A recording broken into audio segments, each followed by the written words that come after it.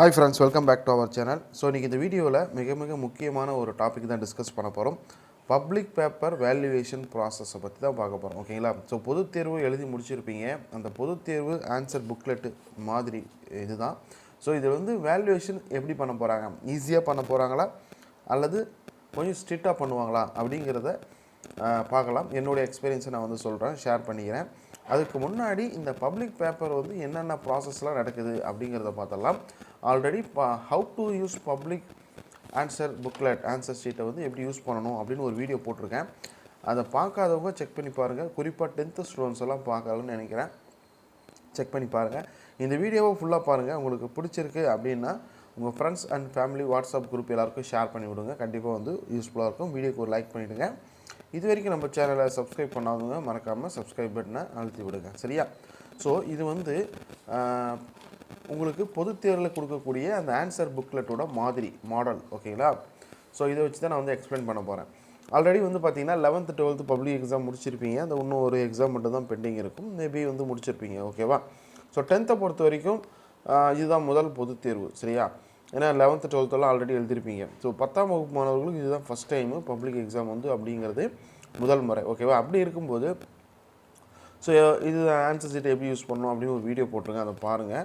So இதை public paper valuation நிறைய பேருக்கு தெரியாது. நான் ஆல்ரெடி பார்த்தீங்கன்னா மோர் தென் 10 இயர் நியர்லி 10 இயர்ஸ் கிட்ட நான் பேப்பர் வேல்யூவேஷன் போயிருக்கேன். என்னுடைய எக்ஸ்பீரியன்ஸை நான் உங்களுக்கு ஷேர் பண்ணுறேன். ஓகேவா? ஸோ எல்லாருக்கும் பப்ளிக் எக்ஸாம் எழுதுனவங்களுக்கு தெரியும். இந்த இடத்துல பார்த்தீங்கன்னா உங்களுடைய டீட்டெயில் எல்லாமே இருக்கும். ஓகேவா? ஸோ இந்த ஒரு பப்ளிக் எக்ஸாம் எழுதுறீங்க அப்படின்னா அது என்னென்ன ப்ராசஸ்லாம் நடக்குது அப்படிங்கிறத நான் சொல்லிடுறேன். ஓகேவா? ஸோ ஃபஸ்ட்டு பார்த்தீங்கன்னா இந்த மெயின் ஷீட்டில் இந்த டாப் ஷீட்டுன்னு சொல்லுவாங்க. சரியா? இது மேலே இருக்கிறது டாப் ஷீட். இந்த டாப் ஷீட் பார்த்தீங்க அப்படின்னா இந்த 3 பார்ட் இருக்கும். ஓகேவா? ஸோ இங்கே இருக்கிறது பார்த்தீங்கன்னா ஏ பார்ட். சரியா? ஸோ இந்த ஏ பார்ட்டில் என்ன இருக்கும் அப்படின்னு பார்த்தோம்னா உங்களுடைய பர்டிகுலர்ஸ் ஃபுல்லாகவே இந்த ஏ பார்ட்டில் இருக்கும். ஓகேவா?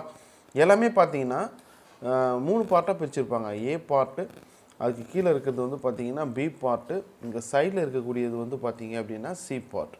ஓகேவா? ஸோ இந்த A part, B part, C part இது எத்தனை பேர் கவனிச்சிங்க அப்படின்னு தெரியல. பப்ளிக் எக்ஸாமில் கவனிச்சிருக்க மாட்டீங்க அப்படின்னு நான் நினைக்கிறேன். ஸோ இந்த ஏ பார்ட்டில் என்ன இருக்கும் அப்படின்னு பார்த்தோம்னா உங்களுடைய பர்சனல் டீட்டெயில் எல்லாமே இருக்கும். அதாவது பார்த்தீங்கன்னா registration number, candidate name, examination centre, school, group code, subject, date of examination எல்லாமே பிரிண்ட் ஆகி வந்துடும். உங்களோட ஃபோட்டோ கூட பிரிண்ட் ஆகி வந்துடும். ஓகேவா? கீழே பார்த்தீங்கன்னா சிக்னேச்சர். ஓகேங்களா? சிக்னேச்சர் போடுற மாதிரி இருக்கும். ஓகேவா? இங்கே பார்த்தீங்கன்னா student signature, signature of the hall superintendent, அதுக்கப்புறம் சீஃப் சூப்பர்டென்ட். ஓகேங்களா? ஸோ அவங்க சைன் போடுவாங்க. ரைட்டா? இது வரைக்கும் தான் உங்களுக்கு தெரியும். பெர்சண்ட்டாக இருந்தால் பெர்சன்ட்டு. ஓகேவா? ஒருவேளை ஆப்சண்ட் ஆகிட்டு இருந்தாங்கன்னா ஆப்சண்ட்டை டிக் பண்ணுறவங்க. மால் ப்ராக்டிஸ் ஏதாவது காப்பி ஏதாவது பண்ணிங்க அப்படின்னா மால் ப்ராக்டிஸ் டிக் பண்ணிடுவாங்க. டிக் பண்ணிட்டு இங்கே சைன் போடுவாங்க.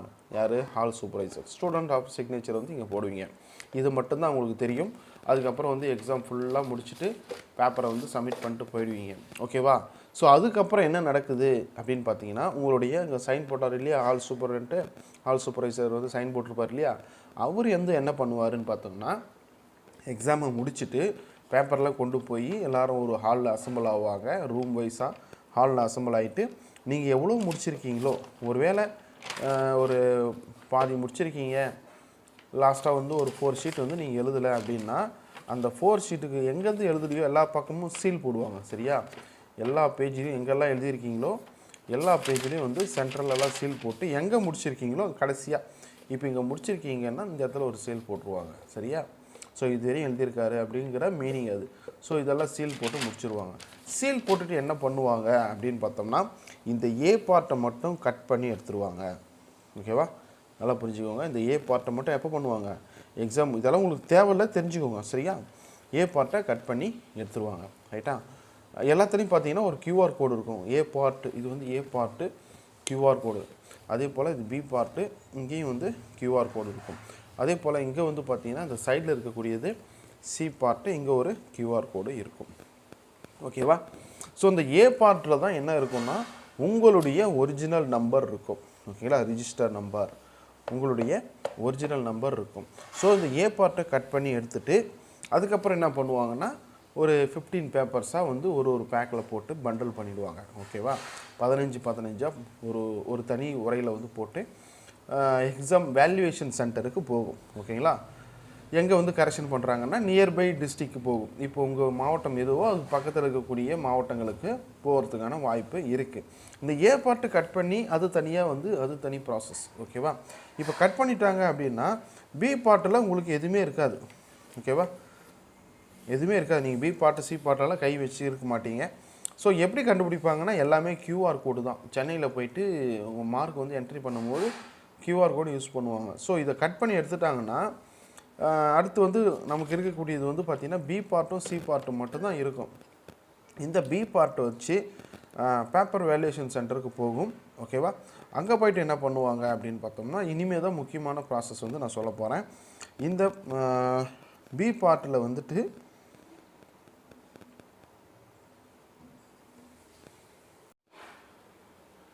ரைட், இப்போ வந்து பேப்பர் வேல்யூவேஷன் சென்டருக்கு போயிடும். பேப்பர் வேல்யூவேஷன் சென்டரில் வந்து பார்த்தீங்க அப்படின்னா அங்கே வந்து ஒரு கிளாஸ்க்கு ஒரு டீம் மாதிரி இருப்பாங்க. சரிங்களா? ஃபஸ்ட்டு வந்து பார்த்தீங்கன்னா ஒரு கிளாஸ்க்கு வந்து ஒரு ஹெட் இருப்பார். ஓகேங்களா? சிஇ அப்படின்னு ஒருத்தர் இருப்பார். அவருக்கு கீழே வந்து பார்த்தீங்க அப்படின்னா ஸோ இந்த பேப்பர் வேல்யூவேஷன் சென்டரில் வந்து பார்த்தீங்க அப்படின்னா நமக்கு இந்த பி பார்ட் அண்ட் சி பார்ட்டோட மட்டும்தான் போகும். ஏ பார்ட் இருக்காது. ஏ பார்ட் இல்லைனாலே இந்த பேப்பர் யாருடைய பேப்பர், பாயா கேர்ளா, என்ன நம்பர் எதுவுமே தெரியாது வேல்யூவேஷன் பண்ணுறவங்களுக்கு. சரியா? ஸோ அந்த பி பார்ட்டில் வந்து பார்த்தீங்கன்னா வேல்யூவேஷன் சென்டரில் உங்கள் எல்லாருக்குமே ஒரு டம்மி நம்பர் மாதிரி கொடுப்பாங்க. சரியா? Bundle number, packed number, script number அப்படின்ட்டு கொடுப்பாங்க. சரியா? ஒருத்தருக்கும் வந்து பார்த்தீங்கன்னா பேப்பர் வேல்யூவேஷனில் 2 செக்ஷனாக நடக்கும். Morning, afternoon. மார்னிங் 15 ஸ்கிரிப்ட், அதாவது ஸ்கிரிப்ட்னா இது வந்து ஒரு ஸ்கிரிப்ட், இந்த மாதிரி 15 தருவாங்க. ஆஃப்டர்நூன் வந்து ஒரு 15 ஸ்கிரிப்ட் தருவாங்க. சரியா? ஸோ இந்த விடைத்தாள் திருத்தும் பணியில் வந்து பார்த்திங்கன்னா முக்கியமான இந்த 4 நபர்கள் இருப்பாங்க. ஓகேவா? So AE, SO, CE, MVO. ஓகேவா? இது எல்லாமே நீங்கள் எக்ஸாம்லேயே பார்த்துருப்பீங்க, பட் கவனிச்சிங்களா அப்படிங்கிறது தெரியாது. ஏஇ ஓகேவா? ஃபஸ்ட்டு வந்து பார்த்தோம்னா பேப்பர் வேல்யூவேஷன் சென்டரில் மெயினான இருக்கிறது வந்து பார்த்திங்கன்னா சிஇ இருப்பார். அவருக்கு உதவியாக இருக்கிறவங்க எஸ்ஓ, சீஃப் எக்ஸாமினர். ஓகேங்களா? அவருக்கு உதவியாக இருக்கிறது வந்து பார்த்திங்கன்னா எஸ்ஓ இருப்பார். அதுக்கப்புறமா ஏஇ வந்து இருப்பாங்க. ஏஇ வந்து பார்த்திங்கன்னா அடிஷ்னல் எக்ஸாமினர் அப்படின்னு சொல்லுவோம். இதில் வந்து பார்த்திங்கன்னா ஒரு 15 பேர் இருப்பாங்க. ஓகேவா? ஸோ இவர் சீஃபு, இவருக்கு உதவியாளர், இதில் வந்து ஒரு 15 பேர் வந்து பேப்பர் வேல்யூவேஷன் பண்ணுவாங்க. சரியா? இப்போ நான் வந்து போயிருக்கிறேன் ஏஇயாக, நான் வந்து பேப்பர் வேல்யூவேஷன் போயிருக்கேன் அப்படின்னா நான் வந்து இங்கே நம்பர் எழுதணும். என்ன நம்பரு? நமக்கு இங்கே ஒரு நம்பர் கொடுத்துருப்பாங்க. ஓகேங்களா? அதாவது ஏஇனா நமக்கு ஒரு நம்பர். ஓகேங்களா? ஒவ்வொரு ஏஇக்கும் ஒரு நம்பர் இருக்கும். அவங்களோட சிக்னேச்சர் போட்டுடணும். அதுக்கப்புறம் என்ன மார்க்கு, என்ன வேர்ட்ஸில் எழுதணும், அதுக்கப்புறம் வந்து ஃபிகர்ஸ் நம்பராக எழுதணும். ஓகேவா? நம்பராக எழுதி இதெல்லாம் போடுறோம். ஓகே, இப்போ வந்து பார்த்திங்கன்னா எம்விஓ கடைசியாக என்ன பண்ணுவாங்கன்னா எம்விஓக்கு போகும், மார்க் வெரிஃபையிங் ஆஃபீஸர். ஒருவேளை எல்லா மார்க்ஸும் கரெக்டாக இருக்கா, நீங்கள் போட்டிருக்கிற மார்க்கு டோட்டலு எல்லாமே கரெக்டாக இருக்கா அப்படின்னு செக் பண்ணுவாங்க. ஸோ ஒரு பேப்பரை இந்த 4 பேர் செக் பண்ணுறாங்க, நல்லா தெரிஞ்சுக்கோங்க. ஓகேவா? ஸோ ஃபஸ்ட்டு வந்து பார்த்தோம்னா நம்ம கரெக்ஷன் பண்ணுவோம். ஒரு 15 பேர் இருப்பாங்க ஒரு குரூப்பில், அந்த டீச்சர்ஸ் கரெக்ஷன் பண்ணுறாங்க. அதுக்கப்புறம் வந்து சிஇ, எஸ்ஓ செக் பண்ணுவார், சிஇயும் செக் பண்ணிடுறாரு. ஸோ ஃபைனலாக எங்கே போகும் அப்படின்னு பார்த்தோம்னா எம்விஓ, மார்க் வெரிஃபையிங் ஆஃபீஸருக்கு போகும். ஓகேவா? இதெல்லாம் ப்ராசஸ் எல்லாம் முடிப்பாங்க. ஸோ ஒரு சென்டம் பேப்பர் வருதுன்னா கண்டிப்பாக இந்த 4 பேருமே செக் பண்ணுவாங்க. இப்போ கூடுதலாக என்ன சொல்கிறாங்கன்னா இந்த 4 பேர் கொண்டது ஒரு டீமு. ஓகேவா? அதே போல் இன்னொரு டீம்கிட்ட கொடுத்து செக் பண்ணுங்கள் அப்படின்னு சொல்கிறாங்க. ஒரு சென்டம் வந்திருக்கு அப்படின்னா ஃபர்தராக இது ஒரு டீம் இருக்குன்னா இன்னொரு டீம் இருக்கும், அதுக்கிட்ட கொடுத்து செக் பண்ணுங்கள், கிராஸாக வந்து செக் பண்ணிக்கலாம் அப்படிங்கிறத சொல்லியிருக்காங்க. ஓகேவா? ஸோ இதெல்லாம் முடிச்சுட்டு என்ன பண்ணுவாங்க அப்படின்னு பார்த்தோம்னா எம்விஓக்கு முடிச்சுட்டு என்ன பண்ணுவாங்கன்னா இந்த பி பார்ட்டை கட் பண்ணி எடுத்துருவாங்க. நல்லா புரிஞ்சுக்கோங்க. ஸோ ஏ பார்ட்டு எக்ஸாம் ஹாலில் முடிஞ்சிருது. பி பார்ட் வந்து பார்த்தீங்கன்னா உங்களோட பேப்பர் வேல்யூவேஷன் சென்டரில் பி பார்ட்டையும் கட் பண்ணி எடுத்துருவாங்க. ஓகேவா? இந்த பி பார்ட்டில் தான் உங்களோட மார்க் இருக்கும். எவ்வளோ mark, mark in words, mark in figures எழுதி இது மட்டும், இந்த பேப்பர் மட்டும் தனியாக உங்கள் கம்ப்யூட்டர் சென்டருக்கு போயிடும். அதாவது மார்க் வந்து அப்டேட் பண்ணுவாங்க, சென்னைக்கு போயிடும். சில டைம் அங்கேயே எக்ஸாம் கேம்ப்லேயே பேப்பர் வேல்யூவேஷன் சென்டர்லேயே வந்து பண்ணுவாங்க. சரியா? பண்ணிவிட்டு சென்னைக்கு போயிடும், இது தனியாக போகும். அதுக்கப்புறம் சி பார்ட் ஆன்சர் ஷீட்டு மட்டும் தனியாக போகும். ஒருவேளை எனக்கு வந்து ஆன்சர் ஷீட் வேணும், எனக்கு வந்து ஆன்சர் ஷீட் நகல் வேணும், சில பேர் என்ன பண்ணுவாங்கன்னா எனக்கு ஜெராக்ஸ் காப்பி கொடுங்க அப்படின்னு கேட்பாங்க. அவங்களுக்கு கேட்குறவங்களுக்கு என்ன பண்ணுவாங்கன்னா இப்போ ஏ பார்ட்டும் இருக்காது, பி பார்ட்டும் இருக்காது, ஆன்சர் ஷீட்டோட இந்த புக்லெட்டோட நமக்கு கூட ஒட்டி இருக்கிறது பார்த்தீங்கன்னா இந்த சி பார்ட் மட்டும்தான் இருக்கும். சி பார்ட்லேயும் பார்த்தீங்கன்னா ஒரு ஸ்டூடெண்ட்டோட பேப்பர்னு எப்படி ஐடென்டிஃபை பண்ணுவாங்கன்னா இந்த கியூஆர் கோடு வச்சு தான் ஐடென்டிஃபை பண்ணுவாங்க. இந்த பேப்பரை யார் வேல்யூவேஷன் பண்ணாங்க அப்படிங்கிறது ஐடென்டிஃபை பண்ணுறது இந்த bundle number, pack number, script number வச்சு தான் பண்ணுவாங்க. சரியா? ஸோ இந்த பண்டில் நம்பர் வச்சுட்டு யார் வேல்யூவேஷன் பண்ணாங்க அப்படிங்கிறது நமக்கு தெரிஞ்சிடும். Bundle number, pack number, script number போட்ட கண்டுபிடிச்சாங்கன்னா இதை திருத்தின டீச்சர்ஸ் யார் அப்படிங்கிறத கண்டுபிடிச்சிருவாங்க. ஸோ இதுதான் பேப்பர் வேல்யூவேஷன் ப்ராசஸ். இப்படி தான் பண்ணுவாங்க. ரைட். அதுக்கப்புறம் உள்ளே வந்தீங்க அப்படின்னா இந்த மாதிரி பாக்ஸ் டேப்லெட் காலம்லாம் இருக்கும்.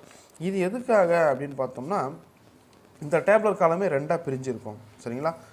மொத்தம் வந்து பார்த்தோம்னா தனித்தனியாக உங்களுக்கு பார்த்தீங்கன்னா தெரியும். ஓகேவா? ஜஸ்ட் ஒரு சாம்பிளுக்காக கொடுத்துருக்காங்க. ஃபஸ்ட்டு இருக்கிறது வந்து பார்த்தீங்கன்னா வினா எண் மொத்தமாக, ஓகேங்களா, கொஷின் வைஸ் வினா வாரியாக மொத்தம், பக்க வாரியாக மொத்தம். அதாவது கொஸ்டின் நம்பர் வைஸ் வந்து டோட்டல், அதாவது ஃபஸ்ட் கொஸ்டினுக்கு எத்தனை மார்க்கு, செகண்ட் கொஸ்டினுக்கு எத்தனை மார்க்கு.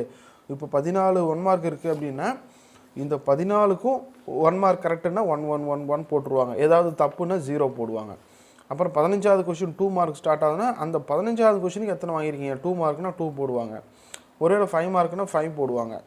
ஓகேங்களா? இப்போ 42, 43, 44 மேக்ஸில் வந்து 8 மார்க் கொஷின் அப்படின்னா இதுக்கு 8 மார்க் எவ்வளோ எடுத்துருக்கீங்கன்னு பார்த்து 8 மார்க்னா 8, 7னா 7, 6னா 6 அப்படி போடுவாங்க. ஓகேவா?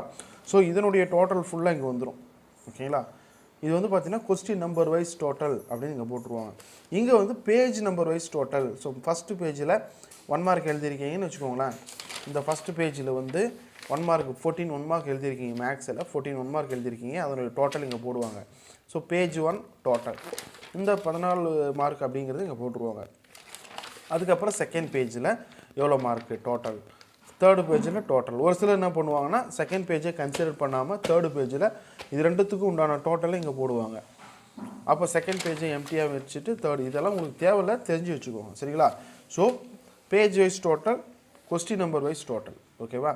ஸோ ஒரு சிலருக்கெல்லாம் சொல்லியிருப்பேன், இங்கே எண்ட் ஆஃப் த பேஜில் ஸ்டார்ட் பண்ணாதீங்க, பின்னாடி ஃப்ரெஷ்ஷாக ஸ்டார்ட் பண்ணுங்கள் அப்படின்னு சொல்லியிருப்பேன். அது எதுக்காகன்னா இங்கே வந்து பேஜ் வைஸ் பேஜ் நம்பர் 5ன்னு வச்சுக்கோங்களேன். இது பேஜ் நம்பர் 5, இது பேஜ் நம்பர் 6. இங்கே கொஸ்டின் நம்பர் ஒரு 14 ஒரு 17 வச்சுக்கலாம். கொஸ்டின் நம்பர் 17 வச்சுக்கோங்க. கொஸ்டின் நம்பர் வைஸ் பார்த்தா 17 இங்கே வரும், பேஜ் நம்பர் வைஸ்ன்னு பார்த்தா மாறிடும். ஏன்னா அந்த 17 கொஸ்டின் இங்கே தான் முடிப்பீங்க. ஸோ அது கொஞ்சம் கன்ஃபியூஸ் ஆகும் கரெக்ஷன் பண்ணுறவங்களுக்கு. அது ஒன்றும் பிரச்சனை இல்லை, அதை வந்து தவிர்க்கிறது நல்லது. ஓகேவா? ஸோ இதுதான். ஸோ இது ரெண்டும் டேலி ஆகிடுச்சு அப்படின்னா இங்கேயும் வந்து பார்த்திங்கன்னா bundle number, pack number, script number, total marks 100னா 100 போடுவாங்க, 80னா 18 போட்டுருவாங்க. சரிங்களா? ஸோ இதெல்லாம் போட்டுட்டு உங்களுக்கு ஃபைனலாக பி பார்ட்டில் என்ட்ரி பண்ணி பி பார்ட்டை மட்டும் கட் பண்ணி எங்கே போவாங்கன்னா எம்பிஓ ஏஇ வந்து கரெக்ஷன் பண்ணி எஸ்ஓசிஇ கரெக்ஷன் செக் பண்ணிவிட்டு எம்பிஓவுக்கு போவாங்க. மார்க் வெரிஃபையிங் ஆஃபீஸர் பார்த்து சைன் போட்டாருன்னா உங்களுடைய மார்க்கு கன்ஃபார்ம். சென்டம்னா சென்டம், 80னா 80, 90னா 90. ஓகேவா? இந்த பி பார்ட்டை தனியாக கட் பண்ணி அது ஒரு தனி உரையில் வச்சு பேக் பண்ணி சென்ட் பண்ணிடுவாங்க. இதுதான் வந்து பேப்பர் வேல்யூவேஷன் ப்ராசஸ். ஓகேவா? ஸோ இது ஈஸியாக லிபரலாக இருக்குமானா கண்டிப்பாக லிபரலாக தான் இருக்கும். ஸ்கூலில் கரெக்ஷன் பண்ண உங்கள் கிளாஸில் கரெக்ஷன் பண்ண டீச்சர்ஸை விட கண்டிப்பாக லிபரலாக தான் இருக்கும். அதுக்காக ஏதோ ஒன்று கதை எழுதி விட்டுறக்கூடாது. சரியா? கொஞ்சம் லிபரலாக தான் இருக்கும். இன்னும் பெரிய ரொம்ப ரொம்ப ஸ்ட்ரிக்டாலாம் இருக்காது. ஓகேவா? ஏன்னா இப்போ வந்து கொரோனா எஃபெக்டெல்லாம் போயிட்டுருக்கு. அதனால் நிச்சயமாக வேல்யூவேஷன் கொஞ்சம் லிபரலாக தான் இருக்கும். இந்த வீடியோவை மறக்காமல் உங்கள் ஃப்ரெண்ட்ஸ் வாட்ஸ்அப் குரூப்புக்கு ஷேர் பண்ணுங்கள்.